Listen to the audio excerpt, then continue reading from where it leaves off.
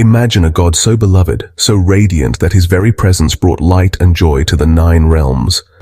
Now imagine that god doomed to die, not by war or great calamity, but by something as small and fragile as a sprig of mistletoe. This is the haunting story of Baldur, the Norse god of light whose fate shook the very foundations of Asgard.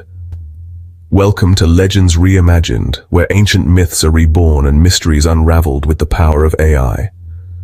Today we'll trace the events that led to Baldur's tragic end, a tale woven with prophecy, love, betrayal, and fate. Baldur wasn't just a god, he was a beacon of hope, the shining heart of Asgard.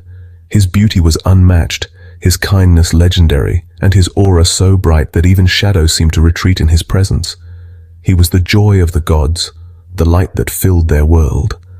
But light, as we know, casts shadows, and Baldur's brilliance could not escape the looming darkness of fate. The prophecy came like a bitter wind. Baldur was destined to die. The gods, struck with fear, turned to Frigg, Baldur's mother.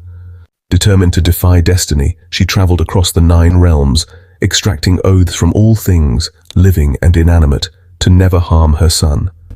Stones, beasts, fire, water, everything swore to protect Baldur.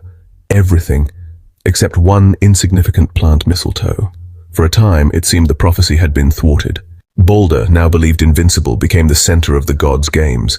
They would throw weapons and stones at him, only to watch them bounce off without leaving a mark. Laughter filled Asgard once more. But fate doesn't surrender so easily, and lurking in the shadows was Loki, the trickster god, ever watchful, ever plotting. Jealous of Baldur's light, resentful of his perfection, Loki found his opening. Disguised as an old woman, he approached Frigg and, with a few carefully placed words, tricked her into revealing the one thing she had overlooked, the mistletoe. Small, harmless, and seemingly insignificant, yet it held the key to Baldur's doom. With cunning precision, Loki crafted a spear from the mistletoe. But he didn't stop there. He sought out Höðr, Baldur's blind brother, and with a voice laced with deceit, guided Höðr's hand. The spear flew through the air, silent and swift, and before anyone could react, it struck Baldur. In that moment, the light of Asgard flickered and died.